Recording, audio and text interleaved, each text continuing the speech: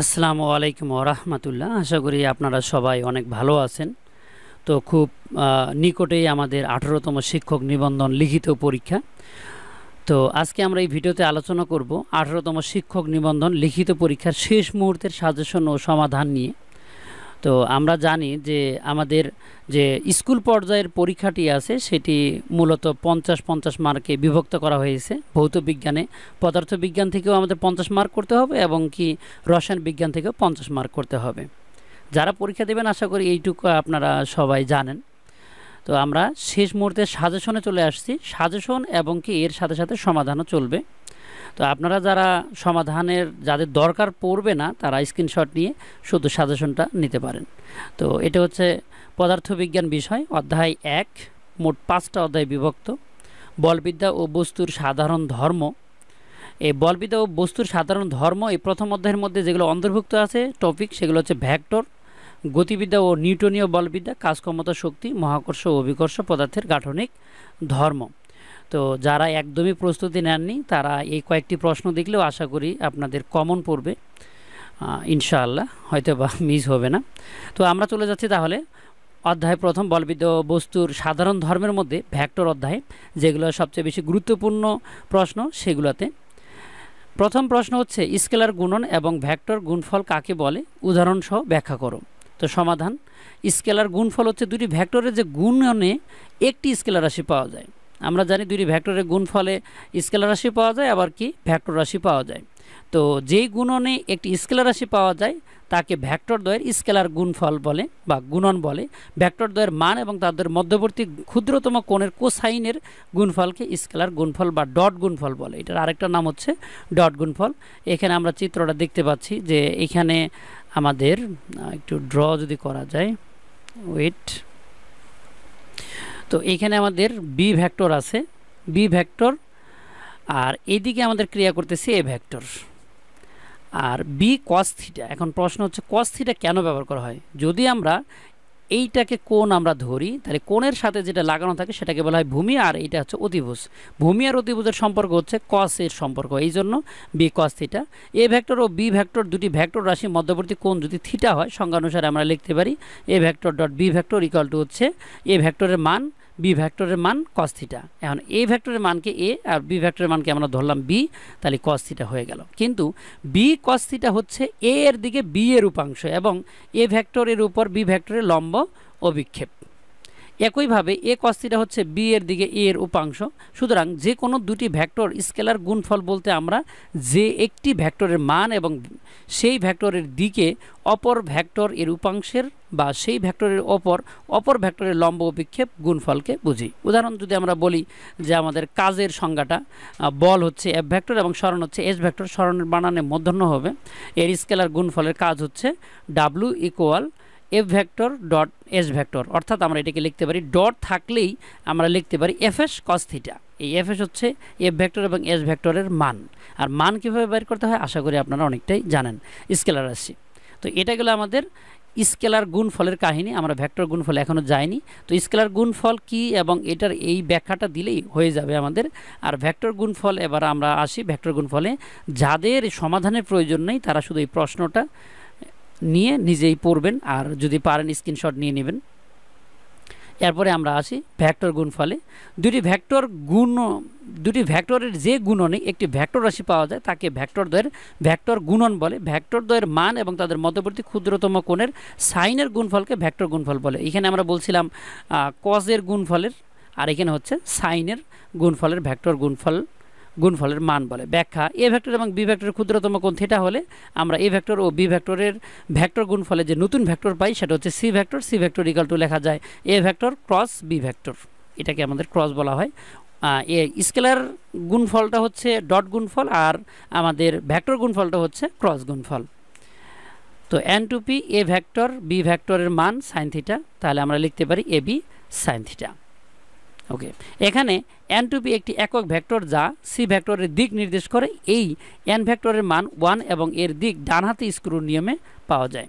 আপনারা এইটুকু একটু ব্যাখ্যাটাও দিয়ে দিতে পারেন, সি ভেক্টর এ ক্রস বি। কিন্তু বি সাইন থিটা হচ্ছে এ ভেক্টর এবং বি ভেক্টরকে সন্নিহিত বাহু ধরে অঙ্কিত ওপি কিউ আর সামান্তরিকের উচ্চতা। এই যে আমাদের আর থেকে সরাসরি নিচের দিকে নেমে গেছে উচ্চতাটা, এই উচ্চতা C equal to A B sine theta.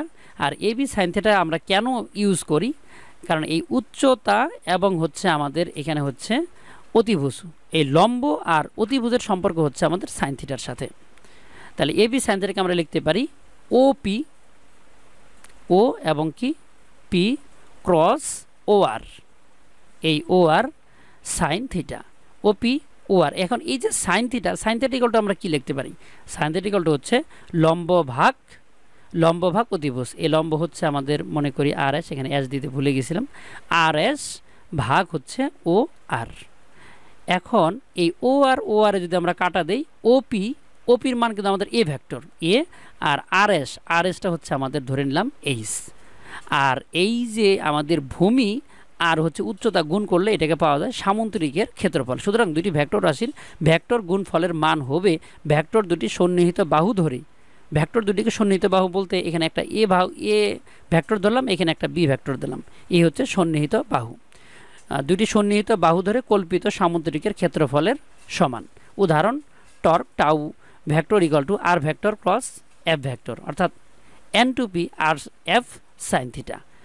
Tau equal to আমরা লিখতে পারি আর এফ সাইন থিটা।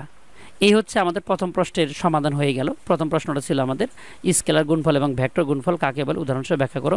ভিডিওর শেষে আমরা থামিয়ে স্ক্রিনটা থামিয়ে রাখবো যাতে আপনারা স্ক্রিনশট নিতে পারেন। এরপরে আমরা চলে যাই দ্বিতীয় প্রশ্নে, যেটা খুবই গুরুত্বপূর্ণ একটা প্রশ্ন, সেটা হচ্ছে স্কেলার গুণফল ও ভেক্টর গুণফলের মধ্যে পার্থক্যটা আসে। স্কেলার গুণফল আমরা অলরেডি জেনে গেছি, স্কেলার গুণফল একটি স্কেলার রাশি হয় এবং এর কোনো দিক থাকে না। যেহেতু স্কেলার রাশি তাহলে দিক থাকার কোনো প্রশ্নই নেই। ভেক্টর গুণফল একটি ভেক্টর রাশি হয় যার দিক ডানহাতি স্ক্রু নিয়ম মেনে চলে। একটু বানানগুলো ঠিক করে নেবেন, ডানহাতি স্ক্রু নিয়ম মেনে স্ক্রু নিয়ম থেকে পাওয়া যায়। আর সি ইকুয়াল টু হচ্ছে এবি কস থিটা, আর এটা হচ্ছে সি ইকুয়াল টু হচ্ছে এবি সাইন থিটা। ভেক্টর গুণফলটা হবে সাইন থিটা আর স্কেলার গুণফলটা হবে কস থিটা। আর স্কেলার গুণফল বিনিময় সূত্র মেনে চলে, আর ভেক্টর গুণফল কখনো বিনিময় সূত্র মেনে চলে না।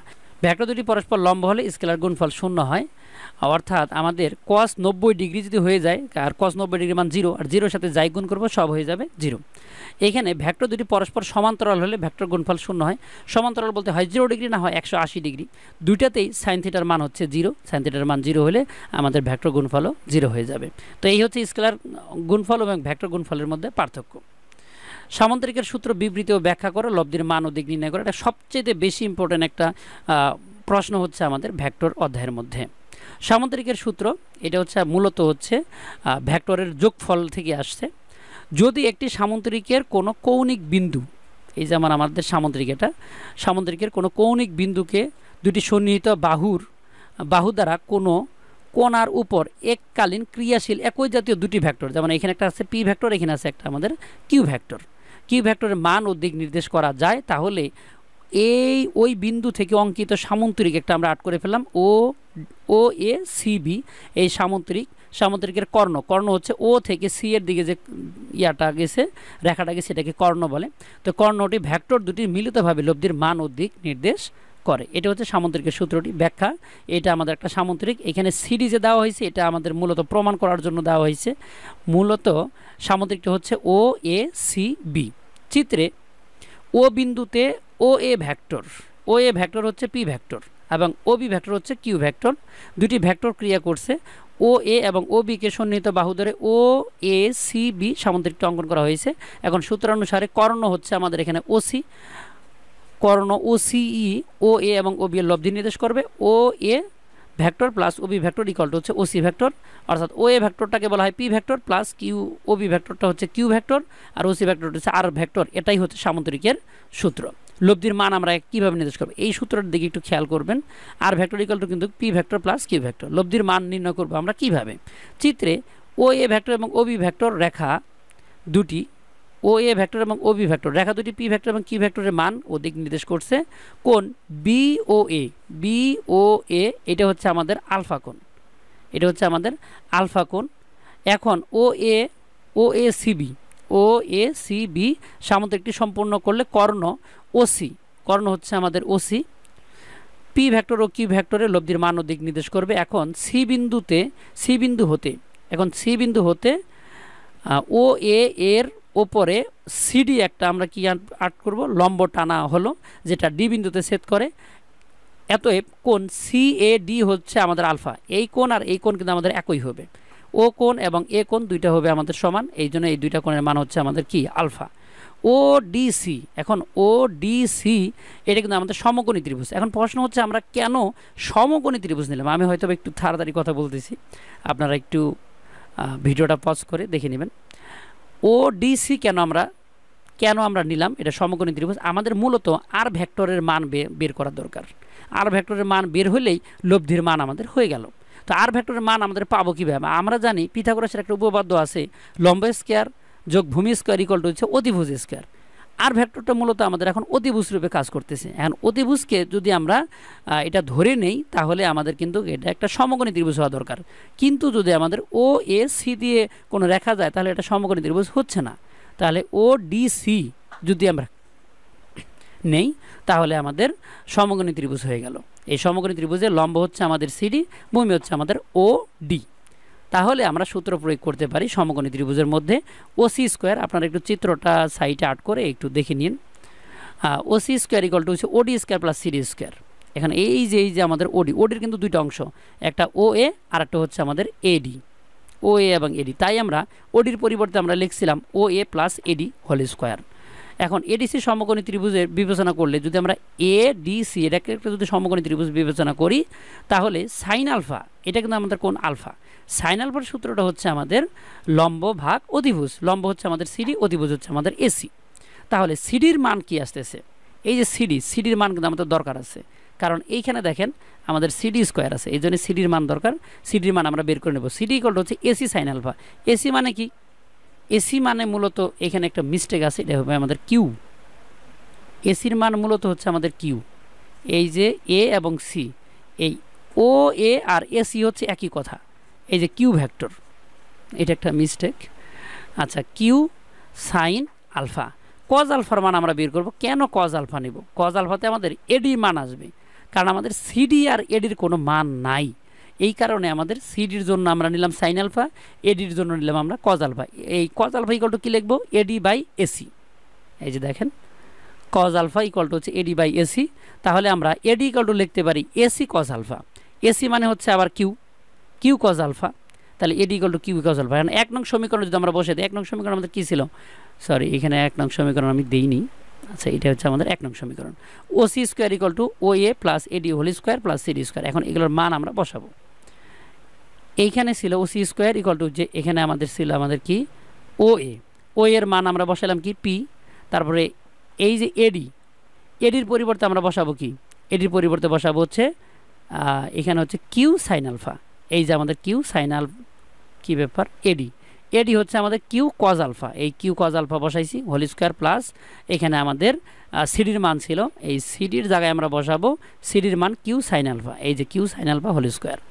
তাহলে OC স্কোয়ার ইকুয়াল টু হচ্ছে এইখানে একটা সূত্র ফেলে দেয় A plus B whole square. ছোটোবেলার সূত্র, যারা ফিজিক্স বা কেমিস্ট্রি নিয়ে পড়াশোনা করছেন তাদের এই সূত্রটা প্রায়ই লাগে।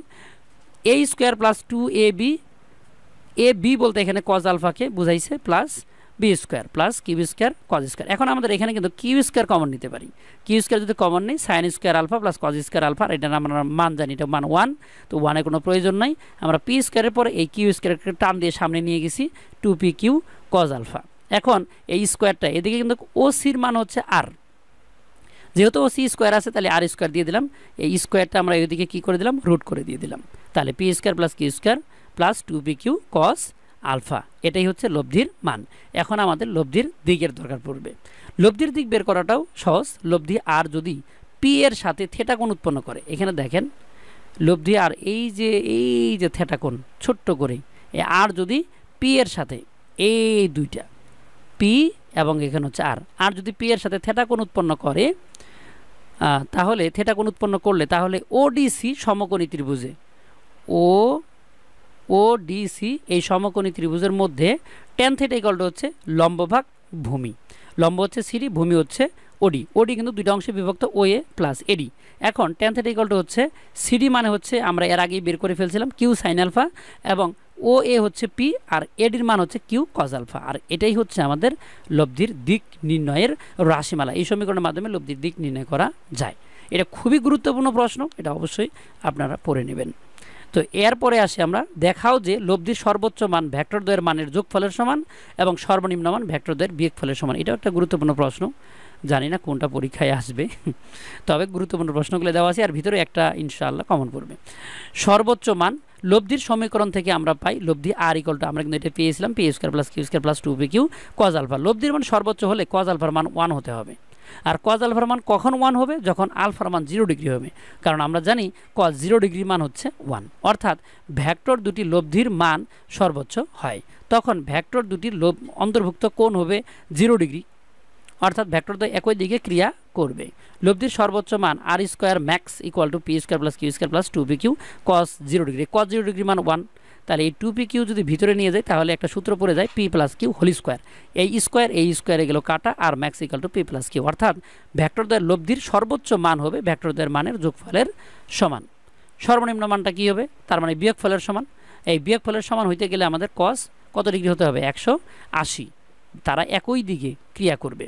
এখন কজ 180 ডিগ্রি মান হচ্ছে -1, আর মাইনাসের কারণে এই যে পি কিউ এর সামনে প্লাস হয়ে গেল, এটা মাইনাস, তো অর্থাৎ হোল স্কোয়ার হয়ে গেল P minus Q whole square. স্কোয়ারে বাদ, আর মিন মানে হচ্ছে মিনিমাম, অর্থাৎ কম, পি মাইনাস কিউ। ভেক্টর দ্বয়ের লব্ধির সর্বনিম্ন ভেক্টর দ্বয়ের মানের বিয়োগফলের সমান। এটা গেল আমাদের লব্ধির সর্বোচ্চ মান এবং সর্বনিম্ন মান। এবার এই ভেক্টরের কয়েকটা প্রশ্ন দেখলেই আমাদের শেষ। এগুলোই হচ্ছে ভেক্টর অধ্যায়ের আমাদের মূল প্রশ্ন এবং এর সমাধান। এরপর ভেক্টর সম্পর্কিত গাণিতিক সমস্যা এবং সমাধানও দেখা দরকার, কারণ গাণিতিক সমস্যা আসার সম্ভাবনা আছে। একটি বস্তুকে 50 নিউটন বল দ্বারা পূর্ব দিকে এবং 20 নিউটন বল দ্বারা পূর্ব দিকের সাথে 60 ডিগ্রি কোণে উত্তরে টানা হলো। উত্তর এবং পূর্বের কাহিনী। লব্ধির বলের মান ও দিক নির্ণয় করো। আমরা এটাকে ধরবো আমরা পি এর মান, এটাকে ধরবো আমরা কিউ এর মান। অলরেডি আমরা এই সূত্রটা শিখে গেছি। দেওয়া আছে প্রথম বলের মান পি, দ্বিতীয় বলের মান কিউ, এদের মধ্যবর্তী কোণ আলফা 60 ডিগ্রি, লব্ধির মান R square equal to P square plus Q square plus 2p Q cos alpha. মানগুলো বসাই দিলে আমাদের উত্তর চলে আসলো। এখন দিক, অর্থাৎ লব্ধি আর যদি পি এর সাথে পূর্ব দিকে কোণ থিটা উৎপন্ন করে, তাহলে আমরা জানি tan θ equal to Q sine alpha by P plus Q cos alpha. মানগুলো বসাই দিয়ে যদি আমরা অঙ্কটা করে ফেলি ক্যালকুলেটারে, তাহলে মান দাঁড়াবে এটা হচ্ছে গুরুত্বপূর্ণ একটা প্রশ্ন। তো যাই হোক, এরপর দ্বিতীয় প্রশ্নে যাই। এটাতে বলছে যদি এ ভেক্টরের মান 6i minus 3j plus 2k, B এর মান যদি 2i plus 2j plus k হয়, তাহলে এ ডট বি ভেক্টরের মান কত? এ ডট বি ভেক্টরের মান বের করা খুব ইজি। দেওয়া আছে আমাদের এইটা, A vector dot B vector হচ্ছে ax bx plus ay by plus az bz। তো ax by এর মান কোনটা আসবে? এর মান এই যে i এর সাথে যেটা আছে 6 এইটা, আর bx বলতে বি এর i এর সাথে যেটা আছে সহগ যেটা, সেটা হচ্ছে bx এর মান। এইভাবে আমরা যদি গুণ করে দিই, প্লাস এ ওয়াইয়ের মান হচ্ছে আমাদের 3 আর বি ওয়াইয়ের মান হচ্ছে 2, এখানে এ জ্যাটের মান হচ্ছে 2 আর বি জ্যাটের মান হচ্ছে কে এর সাথে লাগানো হচ্ছে 1। এই তো আমরা যদি গুণ করে দিই তাহলে 6 দুগুণা 12, এখানে প্লাসে মাইনাসে মাইনাস, 6 দুগুণা 12 প্লাস 2, এখানে ক্যালকুলেশন করলে মান আসবে 8। এরপরে পি ও কিউ মধ্যবর্তী কোণ নির্ণয় করো।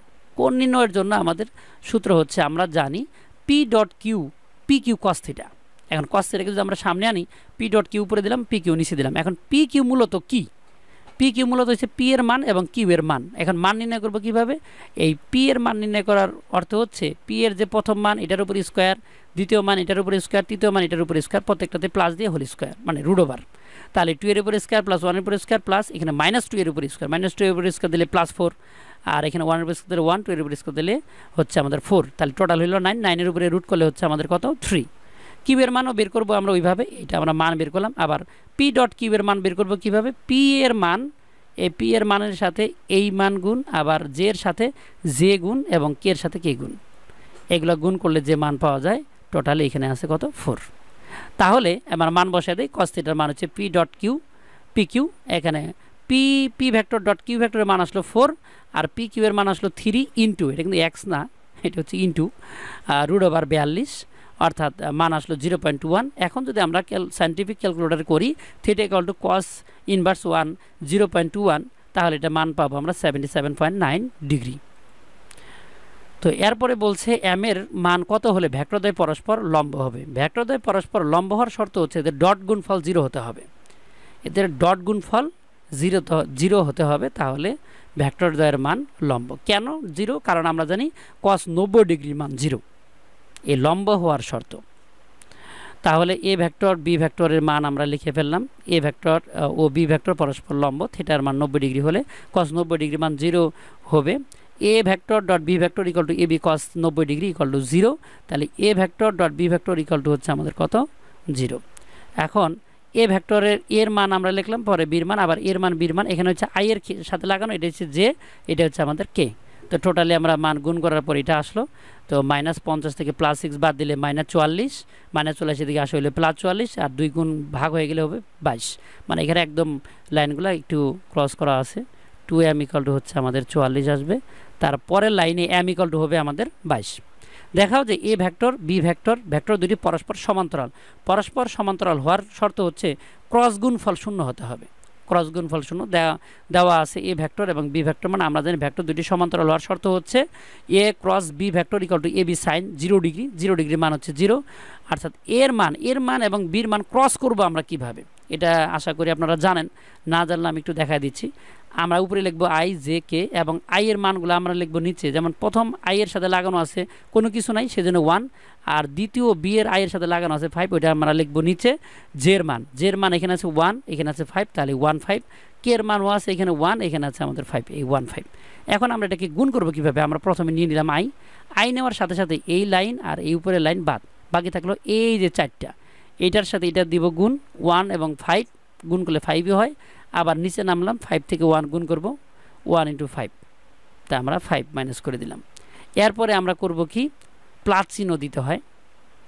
এখানে যদি আমরা প্লাস চিহ্ন দেই তাহলে জে। আবার এই যে আমরা শেষ করছিলাম 1-এ, আমরা কিন্তু জে নিছি। জে নিলে জে লাইন আর এই উপরের লাইন বাদ। এখন এই 1 থেকে সরাসরি গুণ করতে হবে আমাদের এই কোণাকোণি 5-এ, তারপর একটা মাইনাস, তারপরে নিচে নামছি যেহেতু নিচ থেকে উপরে উঠতে হবে, এই 5 থেকে আমাদের সরাসরি গুণ করতে হবে 1-এর সাথে। তো এগুলো নিয়ে বিস্তারিত আলোচনা করা যাবে, যেহেতু আমাদের হাতে সময় নেই, খুব সন্নিকটে পরীক্ষা চলে আসছে, এটা চূড়ান্ত সাজেশন, এই জন্য এগুলো নিয়ে বিস্তারিত আলোচনা না করি। প্লাস কে ভেক্টরের মধ্যে আসবে কি, কে যখন ভেক্টর নেওয়া হবে কে এর লাইন বাদ আর উপরের লাইন হচ্ছে আমাদের বাদ, তাহলে আমাদের বাকি থাকলো 1 এবং 5। আমাদের শেষে ছিলাম 1-এ, 1 থেকে 5-এ আসবে, গুণ করে 5, আবার 5 থেকে 1-এ যাব, এই হচ্ছে 5 - 5 ইকুয়াল টু হচ্ছে আমাদের টোটাল কি, 5 থেকে 5 বাদ দিলে 0, 5 থেকে 5 বাদ দিলে 0, 5 থেকে 5 বাদ দিলে 0, টোটাল হচ্ছে 0। তাহলে এ ভেক্টর ক্রস বি ভেক্টরের মান হচ্ছে 0, এটা হচ্ছে প্রমাণিত। এরপরে আমরা ম্যাথে আসি। পি ভেক্টর টু আই, এটা আমরা মান দেওয়া আছে, পরস্পর সমান্তরাল হয় তবে এম এর মান নির্ণয় করো। সমান্তরাল হওয়ার শর্ত কি, ক্রস গুণ হচ্ছে 0 হবে, ক্রস গুণ 0, এটা হচ্ছে এম, এইটা হিসাবে আমাদের গুণ করে নিতে হবে। তো টোটালি আমাদের সুতরাং এই মানটা চলে আসছে। এই মানটার মধ্যে আমরা আই কে একবার 0 ধরবো, কে একবার 0 ধরবো। এই যে আই এবং কে এর সহগ সমীকৃত করে, অর্থাৎ সমীকরণ দুই পাশে সহগ সমান বিবেচনা করে -15 m মানে 15m - 15 = 0। তাহলে m এর মান আসলো -1। কেন? -15 এদিকে আসবে, হবে +15, আবার -15 এখানে গুণ আছে, ওই দিকে হবে ভাগ, তাহলে হবে -1, এই ক্ষেত্রে হবে -1। তাহলে m এর মান হচ্ছে এটা। আমি একটু প্রশ্নটা একটু ভালো করে দেখাই দিই। এই হচ্ছে আমাদের প্রশ্ন, এই হচ্ছে সলিউশন, আপনারা স্ক্রিনশট নিয়ে নিতে পারেন। এরপরে 7 নম্বর প্রশ্নে আসি। আর এর মান এটা হলে এর সমান্তরাল একক ভেক্টর কি? একক ভেক্টর বের করার শর্ত হচ্ছে একক ভেক্টর r2p = হচ্ছে r ভেক্টর বাই r এর মান, r ভেক্টর বাই r এর মান। আর ভেক্টরের মান কি দেওয়া আছে, এটা তো দেওয়াই আছে এখানে। এখন r এর মানটা আমরা কিভাবে নির্ণয় করব? r = হচ্ছে rx² + ry² + rz²। rx মানে হচ্ছে 4, ry মানে হচ্ছে -6, আর rz মানে হচ্ছে 12। এই হচ্ছে স্কোয়ার করলাম, স্কোয়ার করলে এই মানটা চলে আসে, এগুলো যোগ করে রুট করে দিলেই মান চলে আসলো এখানে কি 14। এই r2p এর মান হচ্ছে আমরা উপরে লিখব r ভেক্টরের মানটা, আর নিচে লিখব 14। তাহলে 4 এর নিচেও 14, -6 এর নিচেও 14, +12 এর নিচেও 14, তারপরে কাটাকাটি করে যা হয় তাই। যদি এ ভেক্টর বি ভেক্টর হয় তবে ভেক্টর বি ভেক্টরের উপর এ ভেক্টরের লম্ব বিক্ষেপ এবং এ ভেক্টরের উপর বি ভেক্টরের লম্ব বিক্ষেপ নির্ণয় করো। এটা একটা প্রশ্ন। এখানে এ ভেক্টর হচ্ছে এটা, বি ভেক্টর হচ্ছে এটা, আমরা জানি A dot B equal to হচ্ছে, এখানে A vector dot B vector লিখতে হবে। এখানে আমাদের কি বলছে যে বি ভেক্টরের উপর এ ভেক্টরের লম্ব বিক্ষেপ এবং এ ভেক্টরের উপর বি ভেক্টরের লম্ব বিক্ষেপ। ওকে, তাহলে A vector dot B vector equal to A B cos theta. তাহলে এখানে এ cos θ কে যদি আমরা এই পাশে আনি b ভাগ, এইখানে মূলত হচ্ছে a ভেক্টরের লম্ব ও বিক্ষেপ যদি হয় তাহলে a cos θ কে সামনে রাখতে হবে। এই যে a ভেক্টরের লম্ব ও বিক্ষেপ, তাহলে a cos θ সামনে, আবার b ভেক্টরের লম্ব ও বিক্ষেপ হইলে b cos θ সামনে আনতে হবে। ওকে, এখন a ভেক্টরের মান এবং b ভেক্টরের মান আমরা বের করে নিই। এটা হচ্ছে a ভেক্টরের মান, এটা হচ্ছে আমাদের b ভেক্টরের মান। এখন a ভেক্টর ডট b ভেক্টরের মান বের করে নিই। আর কিভাবে ডট গুণ করা হয় সেটা দেখানো হয়েছে। এর i এর সাথে b এর i গুণ, এর j এর সাথে b এর j এর সহগ গুণ, এর z এর সাথে b এর j মানে অর্থাৎ k এর সহগগুলো গুণ করে দিলাম, ইকুয়াল টু হচ্ছে 0। 1 নং সমীকরণ থেকে a cos θ ইকুয়াল টু হচ্ছে আমাদের উপরে মান পাইছি 0 আর 8.77 অর্থাৎ 0। 2 নং সমীকরণ আমাদের মান আসতেছে 0, অর্থাৎ a লম্ব বিক্ষেপও 0, b এর লম্ব বিক্ষেপও 0। এরপরে আমরা দ্বিতীয় যে চ্যাপ্টার বা টপিকে আসলাম সেটা হচ্ছে গতিবিদ্যা ও নিউটনীয় বলবিদ্যায় ভেক্টরের আমাদের যেগুলো আপনাদের দেখানো হইল, আশা করি এর ভিতরেও যদি কোনো প্রশ্ন আসে তাহলে এর ভিতরেই থাকবে। এরপরে আমরা যেহেতু দ্বিতীয় টপিকে যাচ্ছি, সময় নষ্ট না করে চলে যাই, অলরেডি অনেক সময় চলে গেছে। গতিবিদ্যা ও নিউটনের বলবিদ্যার মধ্যে দ্রুতি আছে। দ্রুতি কাকে বলে এগুলো তো আপনারা খুব ভালো করেই জানেন, এগুলোর সংজ্ঞাগুলো আমি না দিই, জাস্ট এই সংজ্ঞাগুলো পড়ে নেবেন। দ্রুতি, সুষম বেগ, অসম বেগ, তারপরে মধ্যবেগ, প্রকৃত বেগ এবং আপেক্ষিক বেগ, এই সংজ্ঞাগুলো পড়ে নিন। যেটা গুরুত্বপূর্ণ প্রশ্ন আসে সেটা হচ্ছে নিউটনের গতির সূত্রসমূহ উদাহরণসহ ব্যাখ্যা করো। আমরা জানি নিউটনের 3টা সূত্র আছে গতির। প্রথম সূত্র হচ্ছে বাহ্যিক বল প্রয়োগ না করলে স্থির বস্তু চিরকাল স্থির থাকে এবং গতিশীল বস্তু সমবেগে সরল পথে চলতে থাকে। ব্যাখ্যাটা দেখে নিন। যদি কোনো বস্তু স্থির থাকে সমদ্রুতিতে চলে তাহলে তার ত্বরণ হবে 0। এখন কোনো বস্তুর বল, মানে এগুলো জাস্ট রিডিং পড়লেই হবে, বোঝানোর কিছু নাই। এখানে summation F vector equal to হচ্ছে f1 vector plus f2 vector plus f3 vector. এখন ত্বরণ 0 হওয়া মানে হচ্ছে নিট বল সামেশন এফ ভেক্টর 0 হওয়া। সুতরাং প্রথম সূত্রকে লিখতে পারি, যদি কোনো বস্তুর উপর নিট বল 0 হয় তাহলে বস্তুটির ত্বরণও 0 হবে। এটা থেকে আমরা এটা লিখতে পারি।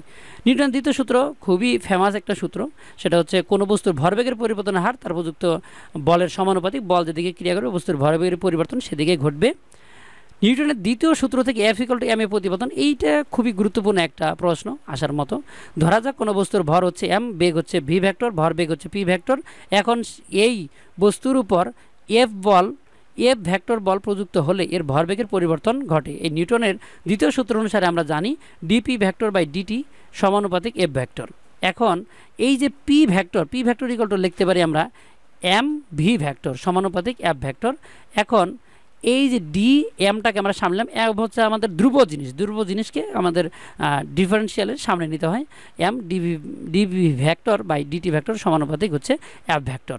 অর্থাৎ এই যে ডিভি বাই ডিটি এই জিনিসটা হচ্ছে আমাদের বেগের পরিবর্তনের হার, আর বেগ পরিবর্তনের হারকে বলা হয় ত্বরণ। এই ত্বরণ দেওয়া হলো এবং এই সমানুপাতিক উঠে দিয়ে আমরা দিলাম কি ইকুয়াল কে হচ্ছে সমানুপাতিক ধ্রুবক। কে এর মান বের করবো কিভাবে? এম এর মান 1, এফ এর মান 1, এর মান 1 যদি আমরা বসাই তাহলে কে এর মানও হয়ে যায় 1, আর তখন হয়ে যায় আমাদের কি, এটা একক বলের সংজ্ঞার সাহায্যে এটা আমরা দূর করতে পারি। এখানে এটা লেখা আছে। এখন বস্তুর উপর প্রযুক্ত স্বতন্ত্র বলগুলো হচ্ছে কি f1 vector, f2 vector, f3 vector ইত্যাদি। নিট বল হবে summation f vector equal to হচ্ছে f1 vector plus f2 vector f3 vector. 1 নং সমীকরণে লেখা যায় summation f vector equal to হচ্ছে m a ভেক্টর। আধুনিক পরিভাষায় বলা যায় কোনো বস্তুর ত্বরণ বস্তুর উপর প্রযুক্ত নিট বলের সমানুপাতিক, অর্থাৎ a ভেক্টর সমানুপাতিক সামেশন f ভেক্টর। আচ্ছা, বা সামেশন এফ, এইখানে একটা মিস্টেক আছে, এখানে হচ্ছে এম এ ভেক্টর সমানুপাতিক সামেশন এফ ভেক্টর, অর্থাৎ summation F vector equal to হচ্ছে এম এ, এটা আমাদের প্রতিপাদন হয়ে গেল।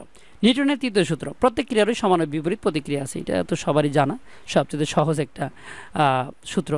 ব্যাখ্যা, ধরা যাক এ ও বি দুটি বস্তু পরস্পরের উপর বল প্রয়োগ করে। ধরা যাক F1 বল প্রথম বস্তুর উপরে এর উপরে দ্বিতীয় বস্তু বি কর্তৃক প্রযুক্ত বল হচ্ছে F2 ভেক্টর হলো দ্বিতীয় বস্তু বি এর উপর প্রথম বস্তুর কর্তৃক এ কর্তৃক প্রযুক্ত বল। অর্থাৎ সহজভাবে বলতে গেলে এ বিকে বল প্রয়োগ করবে F1 বলে এবং বি উল্টা একে বল প্রয়োগ করবে F2 প্রতিক্রিয়া বল অনুসারে। এখন তৃতীয় সূত্র অনুসারে আমরা পাই F2 ভেক্টর ইকুয়াল টু হচ্ছে মাইনাস F1 ভেক্টর, কারণ দুইটা বল হচ্ছে বিপরীত দিকে অবস্থান করে বা বিপরীত পাশে বল প্রয়োগ করে, সেজন্য এরকম। অর্থাৎ বলা যায় ক্রিয়া ও প্রতিক্রিয়া বল সবসময় দুটি ভিন্ন বস্তুর উপরে ক্রিয়া করে। তো যাই হোক, এই অংশটা একটু লিখে দিতে হবে।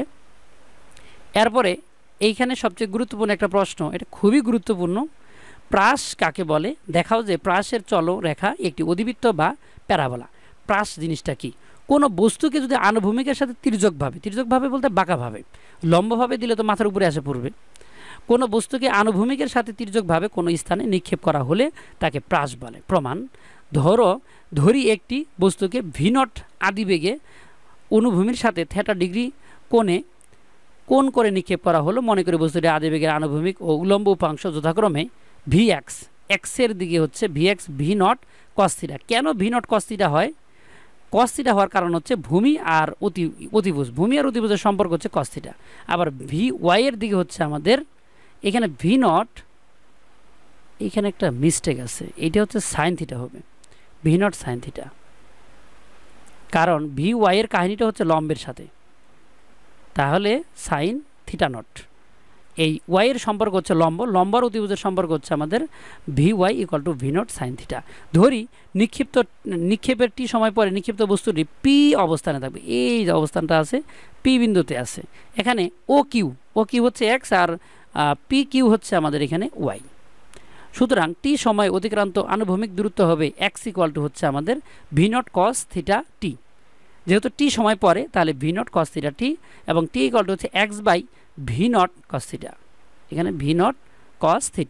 এখন টি সময় অতিক্রান্ত উলম্ব দূরত্ব, উলম্ব মানে উপরের দিকে দূরত্ব, y = V0 sin θ t minus half gt। কেন হাফ gt স্কোয়ার হলো? এখানে একটা সূত্র আছে, s বা h হচ্ছে ut minus half gt square. আমি এগুলো ভালো করে লিখতে পারি না এখানে, সরি হচ্ছেই না।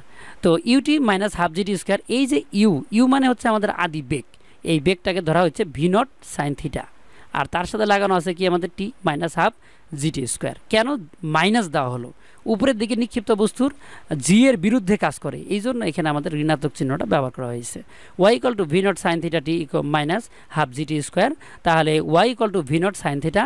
এই যে এখানে টি এর মান আমরা কিন্তু অলরেডি পেয়েছিলাম x/V0 cos θ, এই যে x/V0 cos θ আমরা দিয়ে দিলাম, এখানে একটু ছোট করে 0 দেই, মাইনাস হাফ জি, আবার টি এর মান হচ্ছে x/V0 cos θ এর উপর স্কোয়ার। তো আপনাকে অঙ্ক করতে হবে না, অঙ্ক আপনাকে নিয়ে যাবে, আপনি জাস্ট লাইন বাই লাইন মানগুলো বসাবেন আর করতে থাকবেন।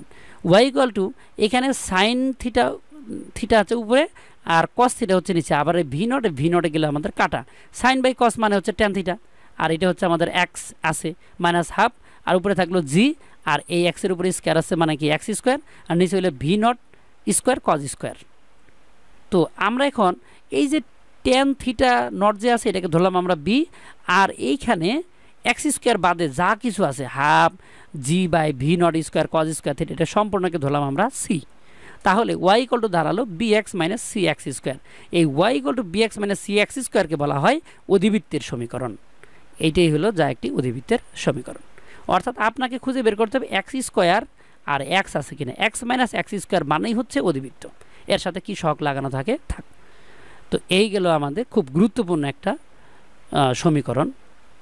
এরপরে আছে আমাদের কেন্দ্রমুখী ত্বরণ এবং কেন্দ্রমুখী বল কাকে বলে, কেন্দ্রমুখী ত্বরণ বা বলের রাশিমালা প্রতিপাদন করে। এখানে প্রশ্ন অনেকগুলাই আছে, আমাকে সময় দিতে হবে, কারণ কতটুকু লম্বা যে ভিডিও হয়, এ তো ভিডিও করতেছি এখন তো বলতে পারবো না, আপনারা বলতে পারবেন যখন আপনারা দেখতেছেন। কেন্দ্রমুখী ত্বরণ এবং কেন্দ্রমুখী বল কাকে বলে, কেন্দ্রমুখী ত্বরণ ও বলের রাশিমালা প্রতিপাদন করে। কেন্দ্রমুখী ত্বরণ কি? সময়ের ব্যবধান শূন্যের কাছাকাছি হলে বৃত্তাকার পথে চলমান কোনো বস্তুর সময়ের সাথে বৃত্তের ব্যাসার্ধ বরাবর এবং বৃত্তের কেন্দ্রের দিকে বেগের পরিবর্তনের হারকে কেন্দ্রমুখী ত্বরণ বলে। কেন্দ্রমুখী বল: যখন কোনো বস্তু একটি বৃত্তাকার পথে ঘুরতে থাকে তখন ওই বৃত্তের কেন্দ্র অভিমুখে যে নিটবল ক্রিয়া করে বস্তুটি বৃত্তাকার পথে গতিশীল রাখে তাকে কেন্দ্রমুখী বল বলে। বলের রাশিমালা ধরা যাক m ভরের একটা বস্তু, ভরের কোনো বস্তু আর ব্যাসার্ধে বৃত্তাকার পথে v সম দ্রুতিতে চলতে চলতে কোনো এক সময় এ বিন্দুতে আসে। এ বিন্দুতে এর বেগ ভি এ ভেক্টর, বৃত্তটি ওই বিন্দুতে অঙ্কিত স্পর্শক বরাবর। ক্ষুদ্র সময় ডেল্টা টির পরে বস্তুটি বি বিন্দুতে এলে এই সময় এর বেগ ভি বি ভেক্টর বৃত্তের বি বিন্দুতে অঙ্কিত স্পর্শক বরাবর। ধরা যাক কৌণিক সরণ খুব ছোট, তো বেগের পরিবর্তন হবে del V vector del B vector VB vector minus VA ভেক্টরকে কিউআর দ্বারা প্রকাশ করা হলো। এখানে কিউআর ভেক্টর দ্বারা এই যে কিউ থেকে আর এর যে দূরত্বটা, যেহেতু ডেল থিটা কোণটি খুবই ছোট, কাজেই ডেল ভি ভেক্টরের অভিমুখ ভিবি ভেক্টর ও ভিএ উভয় সাথেই প্রায় লম্ব। চিত্র খ থেকে আমরা পাই, এটা হচ্ছে আমাদের খ নাম্বার চিত্র। খ থেকে আমরা পাই যে del V vector equal to V delta theta. এখানে ভি হচ্ছে ভিবি ভেক্টর এবং ভিএ ভেক্টরের মান। বস্তুটি সমদ্রুতিতে চলতো বলে উভয়ের মান সমান। এখন কেন্দ্রমুখী ত্বরণ এ হলে A equal to limit delta T এর মান হচ্ছে আমাদের জিরোর কাছাকাছি, delta V vector by delta T, তো লিমিট ডেল্টা টি জিরো। এখন এই যে ডেল্টা ভি এর মান কিন্তু আমাদের এখানে আছে ভি ডেল্টা থিটা, এই ভি ডেল্টা থিটা।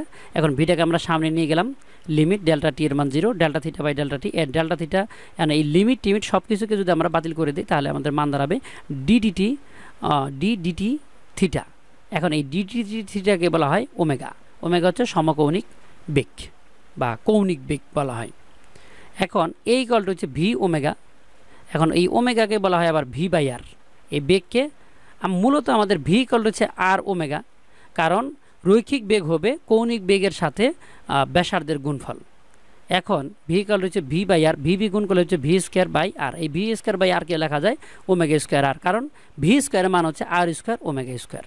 এখন আবার এ পরিবর্তে আমরা লিখতে পারি এফ বাই এ, কারণ এফ বাই এম, এই এফ ইকুয়ালটা হচ্ছে আমাদের এম এ, তাহলে এ ইকুয়ালটা হচ্ছে আমাদের এফ বাই এম। এই এমটা এখানে ভাগ আছে, ওইখান থেকে হলে আমাদের কি গুণ, তাহলে এম ভি স্কোয়ার বাই আর, এটাকে আমরা লিখতে পারি এম ওমেগা স্কোয়ার বাই আর। ভরবেগের নিত্যতা বা সংরক্ষণ সূত্র লিখে এবং প্রতিপাদন করো। এটা একটা গুরুত্বপূর্ণ প্রশ্ন। সূত্র: যখন কোনো ব্যবস্থার উপর প্রযুক্ত নিট বাহ্যিক বল শূন্য হয় তখন ব্যবস্থাটি মোট ভরবেগ সংরক্ষিত থাকে, মানে ভরবেগের কোনো পরিবর্তন হয় না। ব্যাখ্যা: আদি ভরবেগ পিআই এবং শেষ ভরবেগ পিএফ হলে ভরবেগের সংরক্ষণ সূত্র অনুসারে আমরা পাই PI vector equal to minus PF vector. যেহেতু ভরবেগ পি ভেক্টর একটি ভেক্টর রাশি, অর্থাৎ পি ভেক্টর সংরক্ষিত হওয়ার অর্থ এর মান ও দিক অপরিবর্তিত থাকে। প্রতিপাদন: এফ বল দিয়ে প্রথম বস্তু দ্বিতীয় বস্তুকে বল প্রয়োগ করবে, আর F2 দ্বিতীয় বস্তু প্রথম বস্তুকে উল্টো বল প্রয়োগ করবে। দুটি বস্তু বিবেচনা করি যারা কোনো এক সময় সংঘর্ষে লিপ্ত হলো। এফ ভেক্টর ইকুয়াল টু হচ্ছে প্রথম বস্তুর উপর দ্বিতীয় বস্তু কর্তৃক প্রযুক্ত বল, আর F2 ভেক্টর হলো দ্বিতীয় বস্তুর উপর প্রথম বস্তু কর্তৃক প্রযুক্ত বল। তো এখানে আমরা এফ ভেক্টর ইকুয়াল টু লিখতে পারি ডিপি ভেক্টর বাই ডিটি, অর্থাৎ আমাদের এখানে ভরবেগ। আবার F2 হচ্ছে আমাদের dp2 বাই ডিটি। আমরা নিউটনের তৃতীয় সূত্র অনুসারে আমরা জানি F1 vector equal to minus F2 vector, তাহলে F2 ভেক্টর সামনে নিয়ে গেলে হয়ে যাবে প্লাস F2 ভেক্টর। এখন আমরা যদি মান বসাই দিই এরকম হবে, তাহলে ডিডিটি কমন নিয়ে নিই, তাহলে P vector plus P two vector equal to 0। কিন্তু P1 ভেক্টর বা P2 ভেক্টর হচ্ছে কোনো ব্যবস্থার মোট ভরবেগ পি ভেক্টর, তাহলে আমরা এই যে P1 প্লাস P2কে আমরা ধরে নিলাম পি, তাহলে dP vector by dt equal to কি 0। যেহেতু সময়ের সাথে মোট ভরবেগের বৃদ্ধি শূন্য, তাই মোট ভরবেগ পি ধ্রুব থাকবে। P vector equal to P1 vector plus P2 vector equal to ধ্রুব, তাহলে PI vector equal to PF vector, অর্থাৎ ভরবেগের পরিবর্তন হচ্ছে না। তো প্রথম আর দ্বিতীয় বস্তুর ভরবেগ, আদি ভরবেগ যা থাকবে শেষ ভরবেগ তাই থাকবে।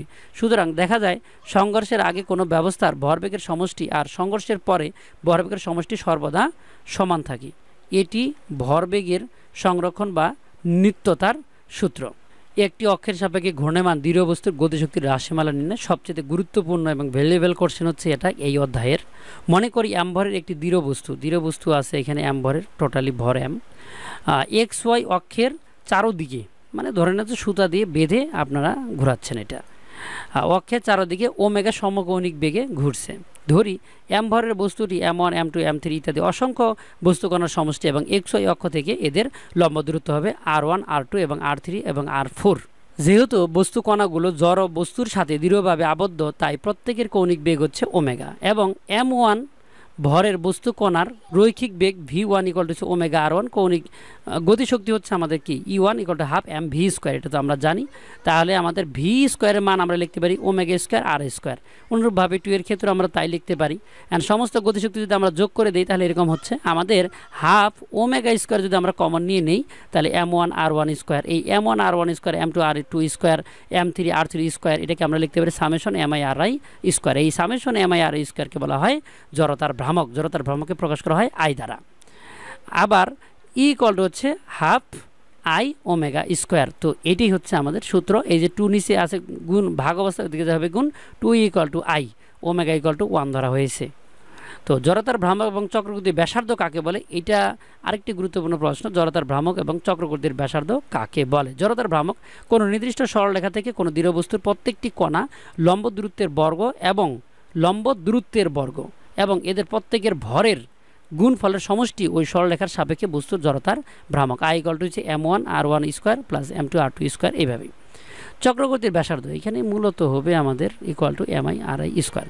চক্রবর্তীর ব্যাসার্ধ হচ্ছে কোনো দৃঢ় বস্তুর সমগ্র ভর যদি একটি নির্দিষ্ট বিন্দুতে কেন্দ্রভূত করা যায়, যাতে করে একটি নির্দিষ্ট অক্ষের সাপেক্ষে ওই কেন্দ্রভূত বস্তু কণার জড়তা বানানো কিন্তু ডয়বিন্দ্র হবে। জড়তার ভ্রামক ওই নির্দিষ্ট অক্ষের সাপেক্ষে সমগ্র দৃঢ় বস্তু জড়তার ভ্রামকের সমান। তাহলে ওই নির্দিষ্ট অক্ষ থেকে কেন্দ্রভূত কণাগুলো লম্ব দূরত্বকে চক্রবর্তীর ব্যাসার্ধ বলে। এবার প্রশ্ন হচ্ছে টর্ক কাকে বলে? টর্ক এবং কৌণিক ত্বরণের মধ্যে সম্পর্ক স্থাপন। টর্ক ঘূর্ণায়মান কোনো কণার ব্যাসার্ধ ভেক্টর এবং কণার উপর প্রযুক্ত বলের ভেক্টর গুণফলকে টর্ক বলে। টাউ = হচ্ছে আর ভেক্টর ক্রস এফ ভেক্টর। ধরা যাক কোনো একটি দৃঢ় বস্তুর উপর এফ বল প্রয়োগ করলে বস্তুটি কোনো অক্ষের সাপেক্ষে আলফা সমকৌণিক ত্বরণে ঘূর্ণায়মান।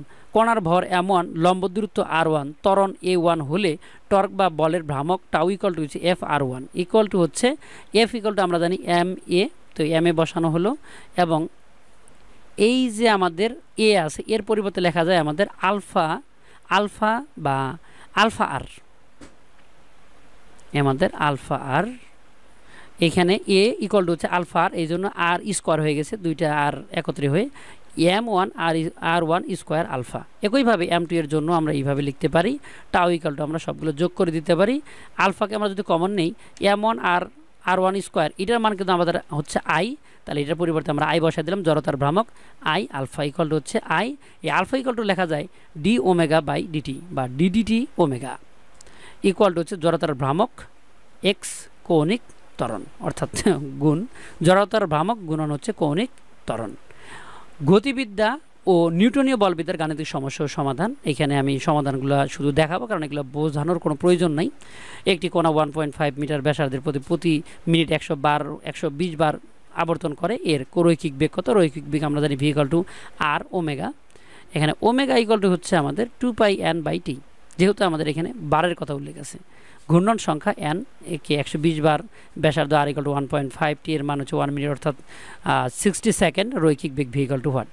তো 2π, এর মান 3.1416, 120/60 দেখে নিন 18.84 মিটার পার সেকেন্ড। এই মানগুলো ক্যালকুলেটরের সাহায্যে করে দেখবেন। একটি দেয়াল ঘড়ির মিনিটের কাটার দৈর্ঘ্য হচ্ছে 18 সেন্টিমিটার হলে এর কৌণিক বেগ এবং এর প্রান্তের রৈখিক বেগ কত? কৌণিক বেগের সূত্রটা হচ্ছে ওমেগা = 2π/t। এই 2π হচ্ছে 360 ডিগ্রি, আর টি হচ্ছে আমাদের 3600 সেকেন্ড। ওমেগা = হচ্ছে 1.74 × 10⁻³ রেডিয়াস পার সেকেন্ড। ভি = হচ্ছে ওমেগা আর। এই ওমেগার মান আমরা লিখলাম কারণ আমরা জানি রৈখিক বেগ হচ্ছে কৌণিক বেগ গুণন হচ্ছে ব্যাসার্ধ। এই হচ্ছে আমাদের মান। বৃত্তাকার পথে 72 কিলোমিটার সমদ্রুতিতে চলমান কোনো গাড়ির কেন্দ্রমুখী ত্বরণ 1 মিটার স্কোয়ার হলে বৃত্তাকার পথে ব্যাসার্ধ কত? আমরা জানি কেন্দ্রমুখী ত্বরণ a = ওমেগা² v²/r। এখন আমরা যদি মান বসায় দিই তাহলে মান দাঁড়াচ্ছে 400 মিটার। এখানে তো দেওয়া আছে। এরপরে আছে আমাদের গাছ থেকে 2 কেজি ভরে একটি নারকেল সোজা নিচের দিকে পড়লো, বাতাসের বাধা 8.6 নিউটন হলে নারকেলের ত্বরণ কত? নারকেলের ভর হচ্ছে এটা, নারকেলের ওজন 19.6 নিউটন, বাতাসের বাধা হচ্ছে 8.6 নিউটন, ত্বরণ হচ্ছে a = হোয়াট? ধরি খাড়া নিচের দিকে ধনাত্মক। তো সামেশন f = হচ্ছে m, এটা তো আমরা জানি। f এর মানটা কেমন হবে? আমাদের নিট মানটা হচ্ছে 19.6। এখান থেকে আমাদের বাদ যাবে এই যে বাতাসের বাধাটা কেন বাদ? কারণ এটা আটকিয়ে ধরছে আর কি, নারকেলটা পড়তে দিচ্ছিল না, এত নিউটন বলে। আর এখানে হচ্ছে আমাদের এর মান হচ্ছে আমাদের কি 2 কেজি মানে 2, আর এ তো আমাদের ত্বরণ আছেই। 2টা এখানে মাইনাস করে যদি আমরা 2টা সামনে নিয়ে যাই তাহলে এইখানে মান আসবে মাইনাস হচ্ছে এটা তো সম্পূর্ণ চেঞ্জ হবে, তাহলে মাইনাস আসবে না, 5.5 মিটার পার সেকেন্ড স্কোয়ার। এত ভরের একটি স্থির ইলেকট্রনের উপরে এত নিউটন বল প্রয়োগ করে এত সময় ধরে কাজ করে, এই সময় শেষে ইলেকট্রনের বেগ কত? আমরা জানি এখানে দেখেন এটা ভর দেওয়া আছে, এখানে হচ্ছে আমাদের ইলেকট্রনের উপর এত নিউটন বল প্রয়োগ করছে F, আর এটা হচ্ছে আমাদের সময়, এই সময় শেষে ইলেকট্রনের বেগ কত? v = v0 + at। এখানে v0 মানে আদিবেগ তো নাই, আর a বলতে আমাদের কি f/m, f এরও মান দেওয়া আছে, m এরও মান দেওয়া আছে। এবং টি দ্বারা গুণ করে যদি এম দ্বারা আমরা ভাগ করে দেই তাহলে মান চলে আসে ভি এর। একটি ঘূর্ণায়মান বস্তুর ভর 2 কেজি এবং কি ঘূর্ণন অক্ষ থেকে দূরত্ব 1 m, জড়তার ভ্রামক নির্ণয় করতে হবে। বস্তুটি 5 রেডিয়াস পার সেকেন্ড কৌণিক বেগে ঘুরলে ঘূর্ণন গতিশক্তি কত? তো দেওয়া আছে 2 কেজি। আচ্ছা যাই হোক, I equal to M R square, এটা আমরা জানি। জড়তার ভ্রামক ইকুয়াল টু হচ্ছে ভর এবং ব্যাসার্ধ square, 2 × 1 2 kg per metre per second. এটা জড়তার ভ্রামক চলে আসলো। এরপর আমরা দেখব হচ্ছে গতিশক্তি ইকুয়াল টু হচ্ছে half I omega square. Half I এর মান হচ্ছে 2 আর ওমেগা স্কোয়ার বলতে এখানে 5 এর উপরে স্কোয়ার অর্থাৎ 25, 2 2 কাটা, এখানে চলে আসলো 25 জুল। এটি হচ্ছে আমাদের কৌণিক বেগে ঘুরলে ঘূর্ণনের গতিশক্তি। ঘূর্ণনের গতিশক্তি ইকুয়াল টু 25 জুল। একটি চাকার ভর 4 কেজি এবং চক্রগতি ব্যাসার্ধ 25 সেন্টিমিটার হলে জড়তার ভ্রামক কত এবং কি এর টর্ক কত? I equal to M K square বা M R square, M K square একই কথা, 4 0.25 স্কোয়ার, এখানে 0.25 কেজি মিটার স্কোয়ার। তো এখানে টাউ ইকুয়াল টু হচ্ছে আই, এটা হচ্ছে আলফা হবে, আই আলফা। তো 0.25, এখানে আলফার মান হচ্ছে আমাদের 2, তাহলে 2 দ্বারা যদি গুণ করি 0.5 নিউটন মিটার। তো এটাও আশা করি পারবেন। সুতার ঢাল বের করতে বলছে। আমাদের টান এফ ইকুয়াল টু হচ্ছে এম ভি স্কোয়ার বাই আর, তাহলে এম ওমেগা স্কোয়ার আর। এখানে মান যদি আমরা বসায় দিই তাহলে মান দাঁড়াচ্ছে 1974 নিউটন। 75 ব্যাসার্ধের বৃত্তাকার পথে কোনো মোটরসাইকেল আরোহী কত বেগে ঘুরলে উলম্ব তলের সাথে 30 ডিগ্রি কোণ আনত থাকবে নির্ণয় করো। এখানে দেওয়া আছে আমাদের সমাধান। tan θ equal to V square by R G, V square equal tan θ R G, V square equal to আমাদের মানটা দাঁড়ালো 20.6 মিটার পার সেকেন্ড। তো ভিডিওটা অনেক বড় হওয়ার কারণে আমরা আর বাকি জিনিসগুলো দেখাচ্ছি না। তো আমরা মূলত আজকে আলোচনা করলাম ভেক্টর, গতিবিদ্যা ও নিউটনীয় বলবিদ্যা নিয়ে। নেক্সট ভিডিওতে আমরা আলোচনা করব কাজ, ক্ষমতা, শক্তি, মহাকর্ষ, বিকর্ষ এবং পদার্থের গাঠনিক ধর্মের সাজেশন এবং কি আমাদের সমাধান নিয়ে। তো এটা হচ্ছে দ্বিতীয় পার্টে থাকবে, এটা আমাদের প্রথম পার্ট এই ভিডিওর। ভালো থাকবেন, সুস্থ থাকবেন, দেখা হবে নেক্সট ভিডিওতে।